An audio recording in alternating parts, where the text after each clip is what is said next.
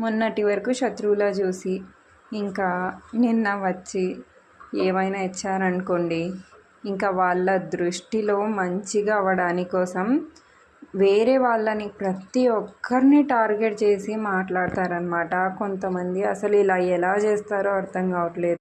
అది బయటపడినప్పుడు ఎంత బాధాకరంగా ఉంటుంది అవతల వాళ్ళకని అస్సలు అర్థం చేసుకోరు. వాళ్ళు అసలు ఎలా అనుకుంటారంటే మమ్మల్ని ఎవ్వరు చూడటం లేదు, మమ్మల్ని ఎవ్వరు పట్టుకోలేరు, మేము ఏం చేసినా నడుస్తుంది కదా, ఇంకా మా మాటలతో, స్వీట్ మాటలతో, మా టాలెంట్తో అందరినీ కొనేయచ్చు అనుకుంటారు. కానీ వాళ్ళకు తెలియని ఒక్క విషయం ఏంటంటే పైన దేవుడు అనేవాడు ఉన్నాడు, ప్రతి ఒక్కటి చూస్తుంటాడు. ఎవరు చూసినా చూడకపోయినా దేవుడు మాత్రం ప్రతి ఒక్కటి చూస్తూనే ఉంటాడు, అబ్జర్వ్ చేస్తూనే ఉంటాడు. మీ ప్రతి మాటను కూడా వింటుంటాడు.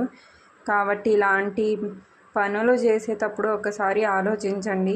ఈసారి మీ టైం బాగుండొచ్చు, మీరు పట్టుబడకపోవచ్చు. ఒకవేళ మీ అందరికీ తెలిసినా కూడా ఆ తప్పు చేసింది మీరే నిప్పులు పెడుతున్నారని తెలిసినా కూడా పోనీలే అని ఊరుకుండొచ్చు జనాలు. కానీ దేవుడు మాత్రం ఊరుకోడు అనమాట. ఒకరిని బాధించినప్పుడు అస్సలు ఊరుకోడు. కాబట్టి మోసం చేయడం, బ్యాక్ బైటింగ్ చేయడం, అక్కడ ఇక్కడ పుల్లలు పెట్టడం మాత్రం చెయ్యకండి. ముఖ్యంగా ఆడవాళ్ళు ఇలా చాలామంది ఉంటారు. జస్ట్ అసలుకి ఎలా అంటే తినే వస్తువులకు కూడా అమ్ముడుపోయే ఆడవాళ్ళు ఉంటారనమాట. అలాంటి వాళ్ళు ఉంటారు. ఇక్కడివి అక్కడివి ఇక్కడ జస్ట్ ఒక పావుల చాక్లెట్ ఇచ్చి ఏమైనా వీళ్ళ గురించి అడిగినా కూడా చెప్పేస్తారనమాట. అలాంటి రోజుల్లో మేము బతుకుతున్నాము ఇప్పుడు ఈ కాలంలో.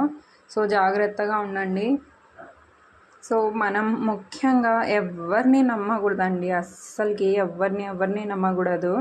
నమ్మే కాలమే కాదు ఇది. మన వాళ్ళు, మన రిలేటివ్స్, మన ఇది ఫ్రెండ్స్ అని అనుకుంటాం తప్ప వాళ్ళు కూడా అలా అనుకోవాలని ఏం లేదు. జెన్యూన్గా లాయల్గా ఉండే వాళ్ళకైతే అస్సలు కాలము నమ్మదు. ఎవరైతే అబద్ధాలు చెప్తారో, ఎవరైతే బ్యాక్ బైటింగ్ చేస్తారో, ఎవరైతే మోసం చేస్తారో, వెన్నుపోటు ఎవరైతే పొడుస్తారో వాళ్ళదే ఈ కాలం మొత్తం.